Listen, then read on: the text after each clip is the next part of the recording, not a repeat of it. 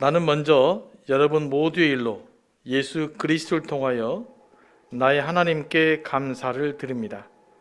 그것은 여러분의 믿음에 대한 소문이 온 세상에 퍼지고 있기 때문입니다.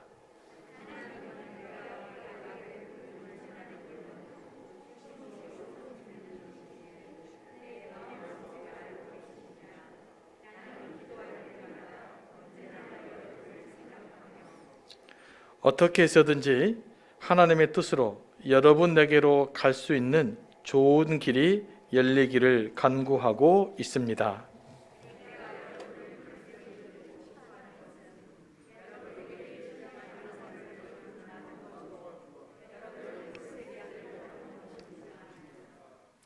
이것은 내가 여러분과 함께 지내면서 여러분과 내가 서로의 믿음으로 서로 격려를 받고자 하는 것입니다.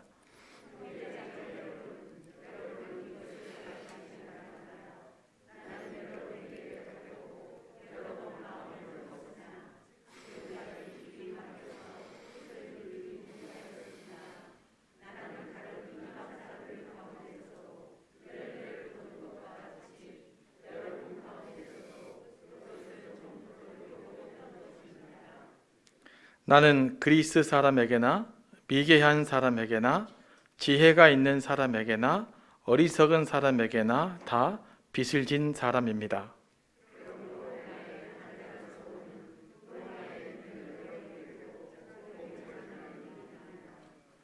나는 복음을 부끄러워하지 않습니다. 이 복음은 유대 사람을 비롯하여 그리스 사람에게 이르기까지 모든 믿는 사람을 구원하는 하나님의 능력입니다.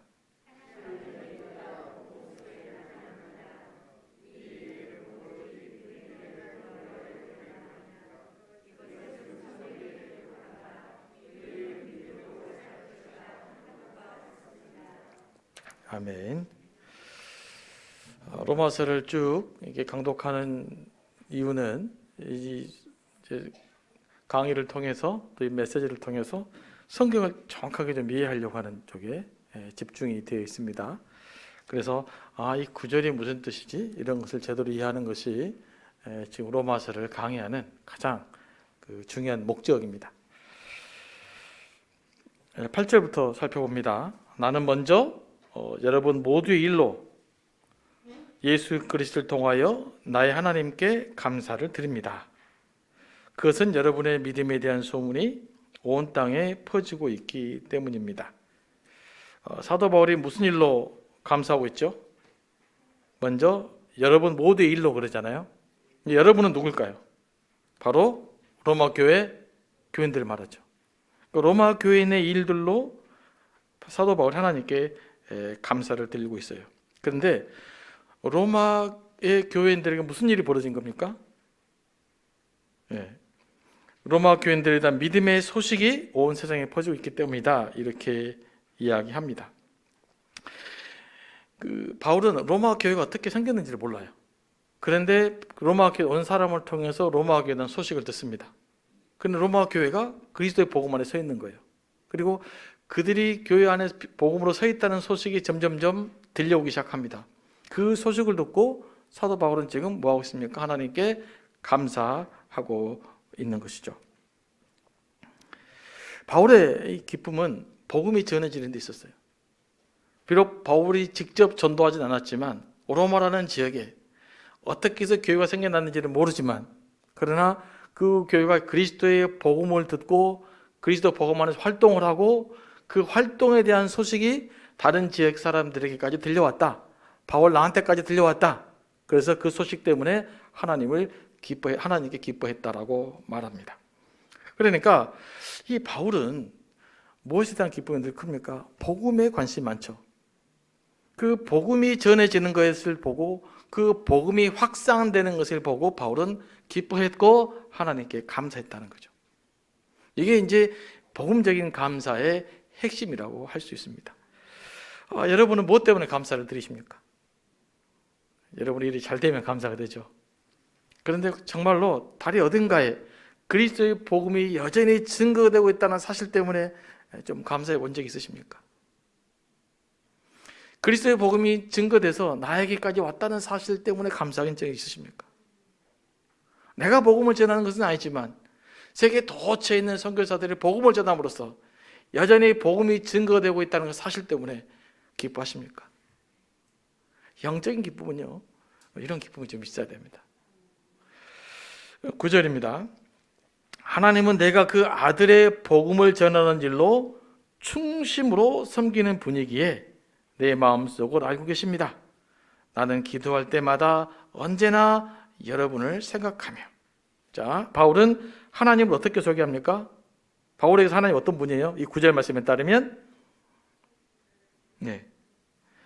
사도 바울이 그리스도의 복음을 전하는 일로 하나님을 충성스럽게 섬기는 분이다. 그러니까 하나님 어떤 분이냐? 내가 예수 그리스도를 전하는 일로 섬기는 분이다라는 거죠. 여러분의 하나님 어떤 분이십니까? 하나님 내게 복을 주신 분이다. 그 말도 맞습니다. 그거 기본이죠. 그런데 사도 바울은 하나님 내게 복을 주시는 분이다. 여기에 끝나지 않고 하나님은 내가 예수 그리스도를 전하는 일 때문에 내가 그분을 섬기고 봉사하는 바로 그 대상이다라는 거죠. 그러니까 사도 바울에 있어서 복음을 전하는 일이 뭡니까? 하나님을 섬기는 핵심이다 이 말이에요. 이건 굉장히 복음적으로 중요합니다. 그러면 우리 교회가 하나님을 섬기는 핵심적인 사역이 뭐냐? 그 뭘까요? 예수 그리스도의 복음을 전하는 일이에요. 그 복음을 세상 사람들에게 소개하는 일이에요. 이게 우리가 하나님을 섬기는 핵심적인 일이다. 이게 복음적인 사역의 중심입니다. 그러니까 우리 교회가 복음적이어야 된다라고 하는 말은 말이냐면요, 그리스도의 복음을 소개하는 일이 하나님에 대한 헌신의 첫 번째 과업이다. 이게 교회 존재 이유예요. 오늘 로마서에 따르면. 제가 이제 여러분에게 자꾸 성경을 성경대로 이해하라고 말하는 것이 뭐냐면, 여러 가지 교회 할 일이 많아요. 뭐 세상적인 일도 많고 세상의 정의도 세워야 되고 별일이 많습니다만은 교회의 근본적인 일을 소홀해버리면 다른 모든 것들은 지속성이 불가능해져요.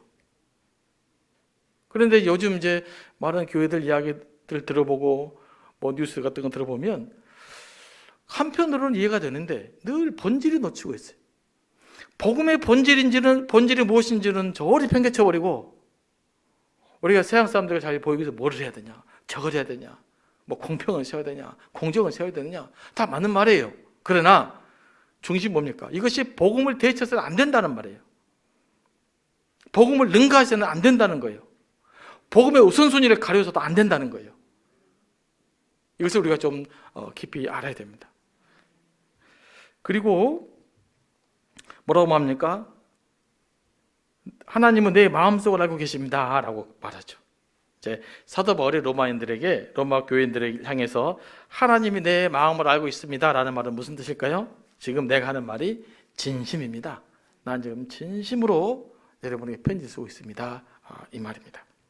그래서 10절 말씀 봅니다. 내가 어떻게 해서든지 하나님의 뜻으로 여러분에게로 갈 수 있는 좋은 길이 열리기를 간구하고 있습니다. 자, 제가 지난주에 이 로마서를 어디서 썼다고 그랬습니까? 고린도에 썼다고 그랬잖아요. 고린도에 사역하는 중에 이제 로마의 편지를 썼어요. 그런데 아직까지 로마에로 가고 싶었으나 로마를 갈 수 없었다. 그래서 나는 지금 하나님의 뜻 가운데 여러분에게 갈 수 있기를 간절히 기도하고 있습니다, 이 말이죠. 바울은 참으로 이 로마를 열심히 가고 싶어 했어요. 그래서 로마에 가서 로마에 갈 수 있는 길이 열리기를 간구하고 있었습니다. 그런데 아직 하나님께서 그 길을 열어주지 않으신 것이죠. 어떤 일은요, 내가 마음만 있다고 되는 것은 아닙니다. 하나님이 길을 열어주셔야 돼요. 내가 아무리 뜻을 갖고 또 열정을 갖고 옳은 일이라고 그래도 이것이 100번, 1000번 하나님이 생각하기에 내가 생각하기에는 맞는 일일지라도, 그러나 그 일은 하나님의 길을 열어주셔야만 길이 진행이 되는 거예요. 하나님의 길을 막으면 별 수가 없어요. 그래서 우리가 하나님의 뜻을 분별하는 법 중 하나는 뭐냐면 환경이에요. 환경이 길을 열어주시면 하나님의 뜻이에요. 근데 길이 안 열려 계속 막혀 있는데 끝까지 내가 해보겠다라고 하는 것은 그건 또 나의 의가 개입될 가망이 많아요. 내 의를 실현할 수가 있습니다. 길이 안 열리면 어떻게 해야 될까요? 포기됩니까? 길이 안 열리면 기다리셔야 돼요. 기도하고 기다리셔야 돼요. 그런데 사도 바울은 자기 뜻대로 로마를 못 갔습니다. 끝까지 자기 방식대로 못 갔어요. 근데 결국 로마를 갔어요. 어떻게 갔습니까? 예루살렘에 가갖고 붙잡혀서 갔어요. 그러니까 뜻을 품으면 내가 만드는 길은 알리지만 하나님께서 다른 방법을 통해서 가게 만드셔요. 바울이 예상했던 길은 아니었지만, 그러나 하나님은 다양한 방식으로 우리를 인도하고 계신다는 거예요. 그러니까 여러분들이 하나님 뜻을 간구하고 또 기도할 때도 너무 조급해하지 마시고 하나님께서 다양한 길이 있다는 것을 인정하시고 받아들이시고 때로는 기다릴 줄 알아야 됩니다. 그러면 기다리는 것이 좀 덜 힘들어요. 다른 길도 있으니까. 그런데 이 길밖에 없다고 생각하면 힘들어요. 그것밖에 모르니까. 그런데 하나님은 우리의 생각을 넘어서서 훨씬 다양한 방식으로 우리의 삶을 인도하고 계시는 겁니다. 내가 아무리 오라도요, 하나님이 길을 안 열어주시면 막히는 겁니다. 그때는 뭐 하시라고요? 기도하셔야 돼요. 기다리셔야 돼요. 우리는 기다리는 거 잘해야 돼요. 근데 우리가 기다리는 걸 잘 못하기 때문에 실수하고, 내가 옳은 것 같으니까 내 마음대로 행동해버리고, 그래서 실수하고, 그래서 내가 상처받고 다른 사람이 상처 주는 일들이 생겨나는 것이죠. 여러분, 잘 기다리는 것도 신앙입니다. 잘 기다리는 것도 믿음입니다. 저는 요즘 한국 제 삶을 바라보면서도 어떤 느낌이 많이 드냐면요, 야, 우리가 잘 기다리는 것 훈련해야 되겠다. 이거 잘 못하는구나. 이 기다림을 잘못해가지고 얼마나 많은 일들 낭패를 보는가. 조금 기다리면 될걸. 한 발 좀 늦게 가면 될걸. 하나님 조금 더 신뢰하고 여유 있게 기다릴 수 있는데 조급해서 이렇게 그러시는 경우가 너무나 많다는 거죠. 여러분, 길 안 열 때는 잘 기다리시기 바랍니다. 근데 기다리는 방법은 바울처럼 기도하면서 기다려야 돼요. 무작정 기다리는 것은 우리가 예수 믿는 사람들이 기다리는 방식이 아니에요. 세상 사람들도 무작정 기다릴 줄 알아요. 그런데 우리가 기다리는 방식은 기도하는 거예요. 우리는 기도하면서 기다리는 겁니다. 그러면 하나님께서 여러분의 길을 열어가시는 과정들을 경험할 수 있게 될 것입니다. 11절, 내가 여러분을 간절히 보고 싶어하는 것은 여러분에게 신령한 은사를 좀 나누어 주어 여러분을 굳세게 하려고 하는 것입니다. 자, 사도 바울이 로마 교회를 방문하고 싶은 이유 중에 하나가 뭡니까? 신령한 은사를 좀 나누어 주고 싶은 거예요. 초대교회는 다양한 성령의 은사가 있었죠. 뭐 방언도 있고, 뭐 치유도 있고, 또 예언의 은사도 있었고, 가르치는 은사도 있었고, 섬기는 은사도 있었고, 다양한 성령의 은사가 있었어요. 사도 바울은 그런 다양한 성령의 은사들을 좀 나누어 주고 싶은 마음이 생겼죠. 왜냐하면 아마 로마 교회에서는 그 성령의 역사를 바울이 명확하게 확인하지는 못했던 것 같아요. 그래서 그런 성령의 은사를 좀 나누고 싶었다. 그런데 성령 은사가 꼭 뭐 병 고치고 막 이렇게 방언하고 예언하고 그만 은사가 아니라 뭣도 은사입니까? 잘 가르치는 것도 은사예요. 사도 바울이 강조했던 은사는 예언의 은사였죠. 그 예언의 은사는 가르치는 은사를 말해요. 그래서 사도 바울은 아마 로마 교회에 가서 성령 은사도 소개해 주고 싶었겠지만 복음을 좀 더 명확하게 가르쳐 주고 싶었던 거예요. 그러니까 로마 교회가 복음의 원리에 굳건하게 서기를 원했던 것이죠. 내가 그것을 좀 해주고 싶다. 그런데 12절로 넘어가면 살짝 또 분위기가 바뀌어요. 사도 바울이 너무 일방적으로 내가 너를 주고 싶다 뭐 그런 마음이 드니까 좀 그러잖아요. 12절 보면 약간 색깔이 바뀌어집니다. 자, 내가 여러분과 함께 지내면서 여러분과 내가 서로 믿음으로 서로 격려를 받고자 하는 것입니다. 11절은 어떤 느낌입니까? 내가 좀 가르쳐 줄게 이런 의미였다가 그것도 좋은데 더 좋은 것은 무엇도 있었다? 서로 격려를 받고자 합니다. 사도 바울이 조금 더 이제 어조가 겸손한 표현으로 바뀌는 것을 볼 수가 있습니다. 진정한 그 영적인 친교는요 서로 격려를 받는 겁니다. 아무리 뛰어난 사람도 일방적으로 주기만 하지 못해요. 아무리 뛰어난 사람도, 아무리 능력이 많은 사람도 서로 격려받는 겁니다. 사도 바울은 그걸 이야기하고 있어요. 그리고 서로 격려를 받을 줄 알아야 됩니다. 나는 잘났어. 나는 가르치기만 할게. 나는 너를 격려만 할 거야. 이게 굉장히 오만한 자세예요. 당신을 통해서도 내가 격려를 받는 거잖아요. 누군가의 성숙과 믿음만 봐도 내가 격려를 받는 겁니다. 이제 이런 경우가 언제 서로 믿음의 동지를 만나는 것이 얼마나 큰 격려가 되냐면요. 제가 이제 입영 통지를 받고 일단 4박 5일 동안 군대 갔다 왔지 않습니까? 5일 만에 나왔는데, 자, 그때 이제 의정부에서 훈련소에서 그 당시 군대를 가면 그 포켓 성경을 줬어요. 포켓 성경 이렇게 이제 틈틈이 제가 그때는 믿음이 엄청 좋아가지고요. 열심히 성경을 읽고 있었는데 그 읽는 제 모습을 보더니 옆에 누군가 딱 와요. 모르는 사람이 딱 앉더니 야, 너 교회 다니냐? 그러더라고요. 나 교회 다닌다. 나도 교회 다닌다. 그러더라고요. 야, 반갑다. 막 그러는 거예요. 네, 그 많이 모여 있는데 그러니까 저 사람이 예수 믿는다는 거 알고 내가 그리스도인이라는 것, 군대에서 그냥 저 사람이 예수 믿는다는 사실 하나만으로도 가까이 와가지고 너 교회 다니냐?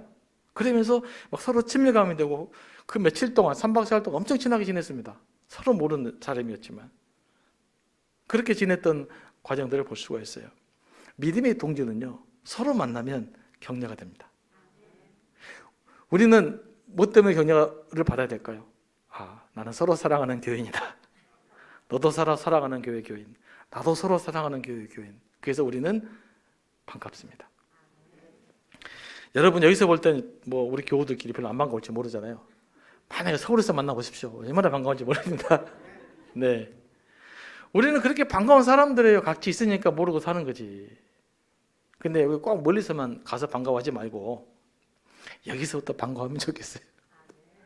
믿음은 서로 격려하는 겁니다. 그래서 믿음의 공동체가 중요해요.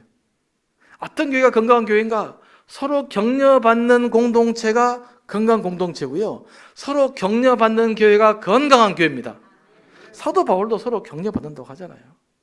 그러니까 믿음의 동지, 그 믿음의 동지를 만난다는 것 그 자체가 우리에게는 설레임이요, 우리에게는 기쁨이 될 줄로 믿습니다.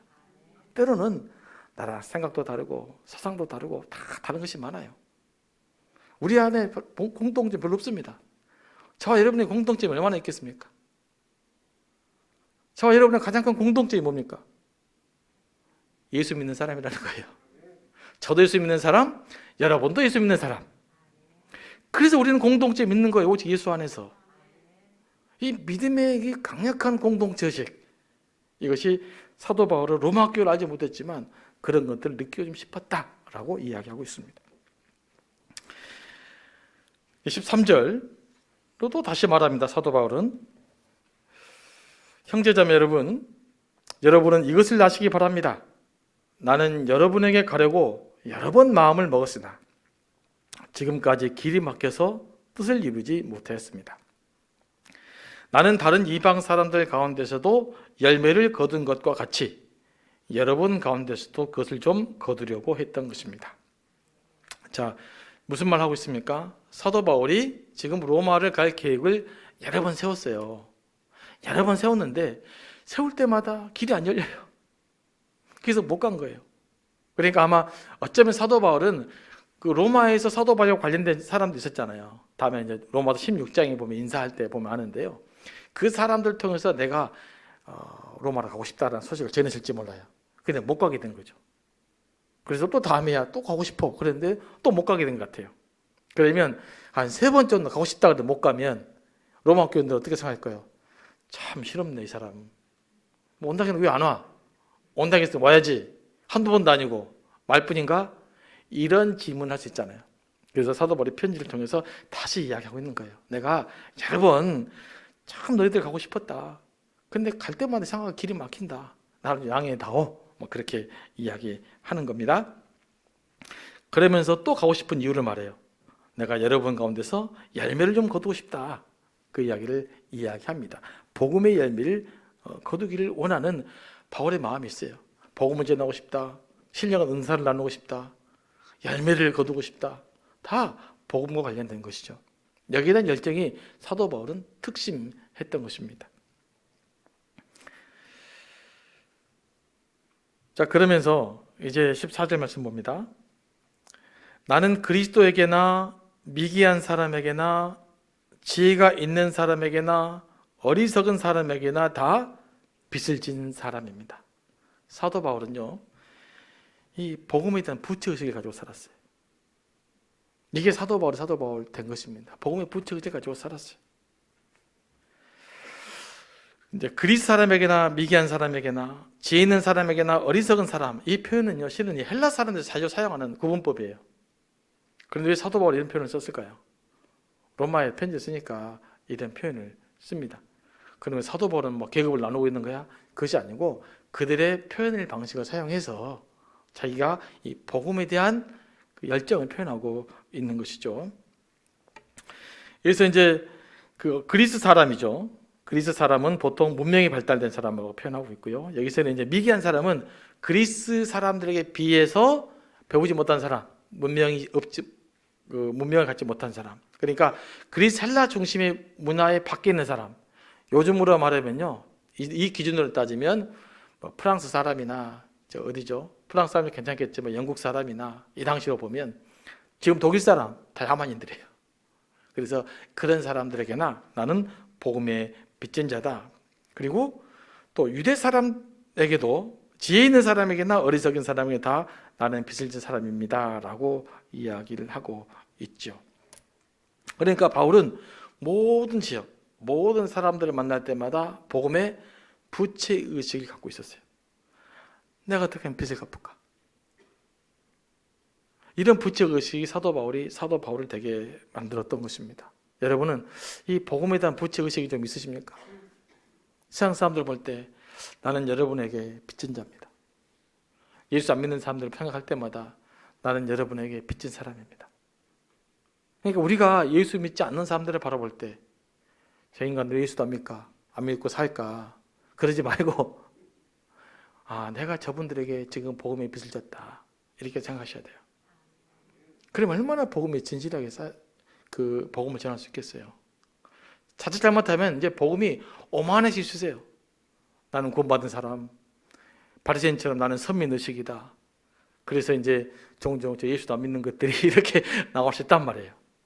그것은 복음의 부채의식을 갖지 못한 사람의 생각이에요. 진정한 복음, 우리로 하여금 복음의 부채의식을 갖게 만들어요. 내가 복음의 빚진 자다. 내가 복음적 삶을 살지 못해서 저 사람도 예수 믿지 않고 있구나. 이런 의식 말이죠. 사도 바울은 그랬기 때문에 그 기회만 되면 어떻게든지 이 부채의식을 씻어내기 위해서 복음을 전하려고 했던 거죠. 이게 사도 바울이 복음의 열정을 갖게 됐던 이유입니다. 우리에게 복음의 열정이 없는 것은 어쩌면 사도 바울처럼 이 사도 바울과 같은 이 복음의 부채의식이 없기 때문이에요. 구원받았으면 그냥 구원받아서 만족하고 내 삶이 잘 되고 내 식구들, 내 자녀들 여기에만 한정되어 있으면 우리가 복음의 부채의식을 갖지 못하잖아요. 그런데 우리가 눈을 다시금 예수 믿지 않는 사람을 향해서 보면 우리는 다 빚진 자들이에요. 우리는 대한민국을 보면 내가 지금 복음의 빚진 자다 라는 의식을 가지고 살아야 돼요. 이게 사도 바울을 본받는 우리들의 삶의 모습이라고 믿습니다. 현대교회가 이런 복음의 부채의식이 없어요. 그래서 문제인 거예요. 그래서 우리 예수 믿는 사람들 교만해져 버린 거예요.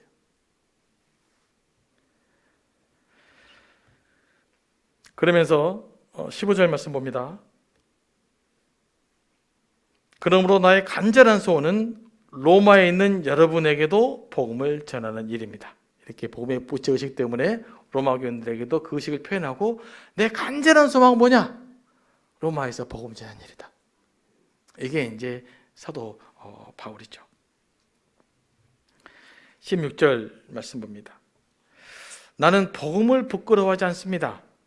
이 복음은 유대 사람들을 비롯하여 그리스 사람에게 이르기까지 모든 믿는 사람을 구원하는 하나님의 능력입니다. 사도 바울이 복음을 부끄러워하지 않는다라고 말하잖아요.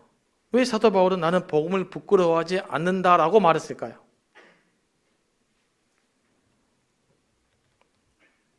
소위 그 문명국이라고 부르는 그리스 로마 사람들은 복음을 부끄러워했어요. 복음은 예수 그리스도지 않습니까? 예수 그리스도 십자가 사건을 어리석은 것처럼 생각을 했어요. 당시 로마 사람들 생각하기에 하나님의 아들 메시아가 십자가에 죽는다는 것, 그 말이 안 되는 일이었어요. 왜냐하면 십자가는 누가 죽습니까? 십자가에 매달리는 사람들은 죄인이에요. 죄인도 극악무도한 죄인이거나 로마에 저항했던 사람들이거나 아니면 도망친 노예들이에요. 그러니까 다른 사람들에게 상징적으로 너희들 죄를 지으면 이렇게 된다, 그걸 보여주고 십자가에 매달았거든요. 그러면 그 사람들이 생각하기에 예수님 어떤 사람이어야 됩니까? 실패한 사람이어야 돼요. 그러니까 뭐가 됐든지 십자가는 실패한 사람들이 지는 거예요. 로마 반란에서 실패했거나 도망치다가 실패했거나 죄를 지어서 잡혔거나 이런 사람들이 십자가를 체험한 거거든요. 그런데 그 사람이 생각하기에 예수님 십자가에 죽었단 말이죠. 그러면 그 로마 사람들 논리를 뭘까요? 예수님은 죄를 지었다, 고로 십자가형에서 죽었다, 고로 예수는 믿을만하지 못한 사람이다, 이런 논리가 형성이 되잖아요. 그래서 사도 바울은 그런 로마 사람들이 생각하고 있는 분위기에 대해서 이야기를 하고 있는 거예요. 나는 복음을 부끄러워하지 않는다라고 이야기를 하고 있어요. 그러니까 로마의 또 그리스의 이 세계관을 의식한 사도 바울의 뭐라 그래요? 반론이라고 볼 수 있습니다. 왜 복음을 부끄러워하지 않습니까? 복음에는 뭐가 있습니까? 네. 모든 사람을 구원하는 하나님의 능력이기 때문에 그래요. 이게 복음이에요. 복음은 예수 그리스도인데 예수 그리스도는 뭡니까? 모든 사람에게 구원을 가져다 주는 하나님의 능력이에요. 그래서 사도 바울은 복음을 부끄러워하지 않는다고 말해요. 이 로마서 쓰기 전에 고린도전서가 쓰여졌는데 고린도서에서 사도 바울은 뭐라고 이야기합니까? 하나님께서 전도의 미련한 것을 택해서 세상을 구원하기로 작정하셨다라고 말합니다. 이제 고린도전서의 1장 18절부터 읽으면 여러분들 다 잘 이해될 수 있는데 제가 고린도전서 1장 18절 읽어봅니다. 십자가의 말씀이 멸망할 자들에게는 뭐라고요? 어리석은 것이지만 구원을 받는 사람인 우리에게는 하나님의 능력입니다. 그러니까 멸망할 사람들에게는 십자가의 복음이 뭐처럼 느껴진다고요? 어리석은 것처럼 느껴진다. 예수 안 믿는 사람들에게는 십자가의 복음이 어떻게 느껴진다고요? 어리석은 것처럼 느껴진다. 그러니까 예수 안 믿는 사람들이, 교회 다니는 사람들이 어리석게 보는 것은 당연하다, 당연하지 않다. 자, 예수 믿는 사람들이 여러분을 어리석게 보는 것은 당연하다요, 당연하지 않다요? 당연하다는 거죠. 이 말씀에 따르면. 그러니까 세상 사람들 여러분을 무시하고 좀 뭔 이 시대에 맞지 않게 교회를 다니느냐, 원래 그렇게 말하는 거예요. 근데 거기다 대놓고 우리가 무슨 뭐 변명할 필요가 없어요. 여기에 자꾸 변명하려고 그러니까 교회가 이상하게 되어지고 그냥 안 할 것도 하게 되고 성경에 명백히 반대되어 있는데도 찬성하게 되고 그런 일이 벌어지는 겁니다. 22절 고린도전서 1장 22절 말씀은요, 어떻게 기록되어 있냐면 유대 사람은 기적을 요구하고 그리스 사람은 지혜를 찾으나, 23절 말씀인데요, 우리는 십자가에 달리신 그리스도를 전합니다. 그리스도가 십자가에 달리셨다는 것은 유대 사람에게는 거리낌이 되고 이방 사람에게는 어리석은 일입니다. 무슨 말씀하고 있는 거예요? 지금 서양 사람들을 볼 때, 지금 로마에 있는 사람들 생각할 때 복음은 어리석은 것처럼 느껴진다. 하지만 나는 복음을 부끄러워하지 않는다. 우리를 구원한 진정한 능력은 그리스 철학에 있는 것이 아니고 수상적인 지식에 있는 것이 아니고 오직 하나님의 말씀에 있다. 예수 그리스도에게 있다. 그런 하나님은 세상을 어떻게 구원한다? 그리스도의 복음을 전함으로써 세상을 구원하기로 작정하셨다. 영적으로는 이렇게 어리석은 자가 돼야 우리는 진정으로 지혜로운 자가 될 수 있는 겁니다. 사도 바울이 그렇게 자기가 복음에 대한 확신을 고백하고 있어요. 여러분도 복음을 그렇게 믿으십니까? 복음은 모든 믿는 자에게 구원을 주시는 하나님의 능력입니다. 다시 말합니다. 예수 그리스도는 모든 믿는 사람들에게 구원을 주시는 하나님의 능력이십니다. 이거 이야기하고 있어요. 나는 그걸 확실히 믿는다. 그래서 세상 사람들은 아무리 손가락질할지 모르지만, 세상 사람들은 아무리 어리석다고 말할지 모르지만 나는 복음을 절대로 부끄러워하지 않는다. 이렇게 말씀하고 있습니다. 저는 이 말씀을 묵상하면서 많은 도전을 받아요. 요즘 한국 교회가, 이 시대가 복음을 부끄러워하는 시대가 되어버렸어요. 여러분, 뭐 서울에는 뭐 목사가 막 그렇게 이상한 짓 하면 복음이 부끄러운 겁니까? 다시 한번 여러분 생각해 보셔야 돼요. 그렇다고 복음을 부끄러워할 일입니까? 제가 정말 여러분 앞에 잘 못 산다고 생각해 봅시다. 그러면 복음이 부끄러운 겁니까? 그 사람이 잘못 산 거잖아요. 왜 근데 우리는 그걸 구분을 못 하십니까? 너무나 많은 사람들이 그래요. 그건 그거고 복음은 복음이에요. 이거 구분하지 못하면 계속 헷갈립니다. 여러분 신앙생활이. 복음은 부끄러우지 않아요. 복음은 부끄러운 것이 아니에요. 우리가 복음을 부끄러워하기 시작하니까 교회가 지금 이렇게 돼버린 거예요. 세상 사람 욕하면 복음 전하면 안 됩니까? 세상 사람 욕하니까 난 예수 믿는 사람 순교 살아야 되는 거예요. 그래서 행동만 잘 살면 됩니까? 저는 그런다는 사람, 잘 사는 사람 별로 본 적은 없어요. 오히려 비록 많은 실수를 하지만 그래 나는 장로요, 나는 권사요, 나는 어디 교회 집사요. 그렇게 말하시는 분들이 더 잘 살고 순수하게 살더라고요. 제가 경험한 사람은 그랬어요. 뭔 복음을 전해야 되느냐, 나 혼자 잘 살면 되지. 그런 사람 치고 잘 사는 사람 봤냐고 옆에서. 없잖아요. 그럼 우리는 구분할 수 있어야 됩니다. 사람은 잘못할 수 있어요. 누구든지 잘못되어 있죠. 누구든지 비판받을 수 있어요. 그러나 그렇다고 해서 그리스도의 복음을 부끄러워해서는 안 됩니다.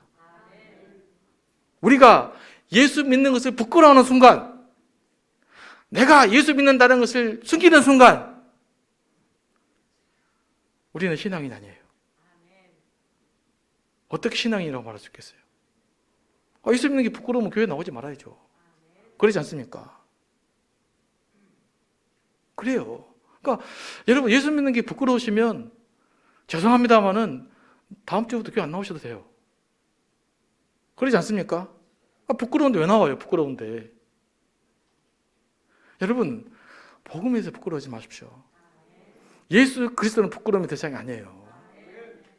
이거 분명하게 우리가 인식하지 않으면 절대 우리 신앙을 지켜낼 수가 없습니다. 17절 말씀입니다. 하나님의 의가 복음 속에 나타납니다. 이 일은 오직 믿음의 근거가 일어납니다. 이것은 성경에 기록한 바 의인은 믿음으로 살 것이다 한 것과 같습니다. 하나님의 의가 복음 속에 나타났단 말입니다. 이 말은 하나님의 의가 예수 그리스도 안에서 나타났다 말입니다. 이 말이죠. 그리고 이 일은 이제 구원의 능력을 받는 거고 의롭게 되는 일을 말합니다. 우리가 의롭게 되어지고 구원받는 자가 되기 위해서는 뭐가 필요하다는 거죠? 믿음이 필요하다 이 말이에요. 믿음에 근거하여 일어난다고 말합니다. 이것은 성경에 기록한 바 의인은 믿음으로 살 것이다 한 것과 같습니다. 이 말을 하고 있는 것이죠. 의인은 믿음으로 말미암아 살 것이라는 것은 하박국 2장 4절의 말씀입니다. 이는 영어로는 righteousness라고 표현한데요. 이 의는 하나님과 올바른 관계를 의미합니다. 그런데 하나님과 올바른 관계가 누구를 통해 형성된다는 것이죠? 복음의 의가 나타났으니까 예수 그리스도를 통해서 하나님과 우리와 올바른 관계가 형성돼요. 그러니까 예수님이 빠져버리면 하나님 우리와의 관계는 절대로 올바른 관계가 만들어질 수가 없습니다. 이게 예수 그리스도의 삶의 중요성이에요. 그러니까 예수가 빠져버리면 하나님과 나와 관련성이 없어져 버려요. 이 말씀에 따르면 우리가 하나님과 유일한 관련성을 맺을 수 있는 길이 뭐냐? 바로 예수 그리스도예요. 그래서 우리는 예수님을 믿어야 되는 겁니다. 이게 굉장히 중요한 원리인 거죠. 그리고 하나님과 올바른 관계를 맺는 핵심도 믿음에 있다, 이렇게 이야기합니다. 이 문제를 우리가 이해하려면요, 그 올바른 부부관계를 한번 생각해 보면 돼요. 여러분, 부부관계를 잘하는 핵심적인 조건이 뭡니까? 선물을 잘해주는 것일까요? 서로를 믿고 신뢰하는 것일까요? 서로를 믿고 신뢰하는 것이죠. 서로 믿고 신뢰하면 다른 것들은 자동으로 되게 돼 있어요. 그런데 선물만 비싼 거 좀 뭐합니까? 마음은 딴 데가 있으면. 부부간의 관계는 서로 믿지 못하면요, 살 수가 없어요. 서로 믿어주기 때문에 사는 거 아니겠어요? 하나님과의 관계도 영적으로도 마찬가지입니다. 하나님을 신뢰하면, 하나님을 믿게 되면, 하나님의 믿음이 강해지면 강해질수록 어떻게 해요? 내가 하나님 중심으로 살아가게 되는 겁니다. 그런 의미에서 믿음이 행위보다 앞서 있어요. 행위가 중요하지 않다는 말이 아니라 올바른 믿음은 올바른 행동을 낳게 돼 있어요. 사람은 다 자기가 믿은 대로 살거든요. 그러니까 내가 하나님을 어떻게 믿느냐에 따라 내 삶의 행태가 결정돼 버린다는 거예요. 그런 의미에서 사도 바울은 믿음으로 구원받는 난다, 믿음의 행함보다 앞서다, 이 이야기를 하고 있는 거죠.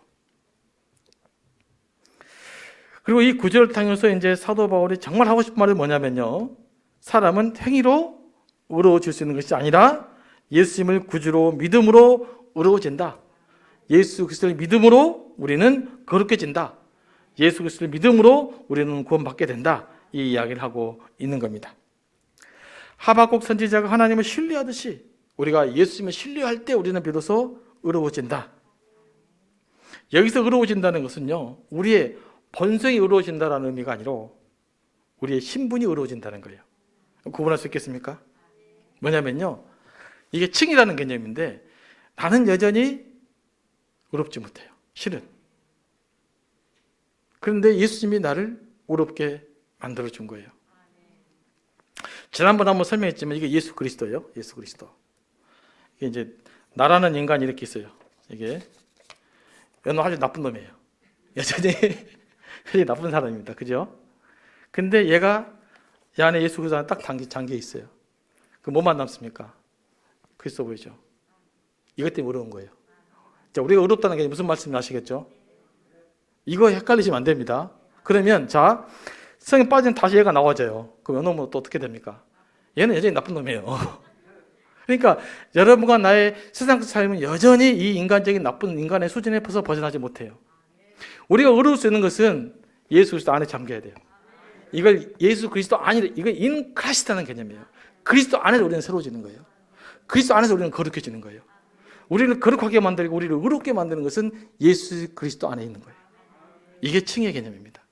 그러니까 내가 내 인생 본성대로 다시 또 나오면 난 여전히 별로 예수 믿는 사람, 예수 믿지 않는 사람이나 네, 뭐 그냥 비슷한 삶을 사는 거예요. 50보 100보예요.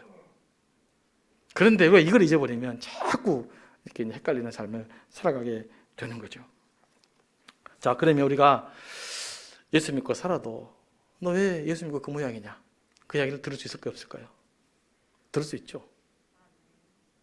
그럼 어떻게 해야 됩니까? 아이고, 하나님 없는갑다, 가짜다, 이거 기독교가 어긋났다, 이렇게 될 것이 아니라 다시 어디로 가야 될까요? 우리를 그리스도로 향해야 되는 거죠. 이게 이 신칭이가 갖고 있는 아주 중요한 개념입니다. 그래서 우리는 신분이 바뀌는 거예요. 신분이 의로워지는 거예요. 그리스도의 자녀이기 때문에 의로워지는 거예요. 요즘 이제 그래도 예수 믿는 사람들 훨씬 더 성숙한 삶을 요즘 제가 다시 한번 확인합니다. 제가 이제 어른들 요즘 신방을 다니잖아요. 신방을 다니고 공도 신방을 하면 우리 남자분 어르신들이 그런 이야기를 많이 하십니다. 그래도 사람 만나보니까 예수 믿는 사람들이 착하더라. 그래도 예수 믿는 사람들이 손해볼 줄 알고, 그래도 예수 믿는 사람들이 미안해할 줄 알고 그러더라. 그럽니다. 예수 믿는 것과 예수 믿지 않는 것의 차이는 뭘까요?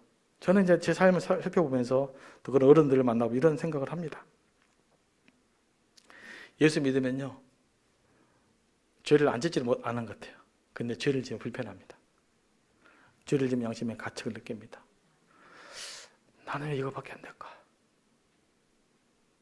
내가 도대체 예수 믿는다면 뭔 의미를 있을까? 그런 고민하잖아요. 그런 질문을 할 수 있으면 여러분 예수 믿는 사람이에요.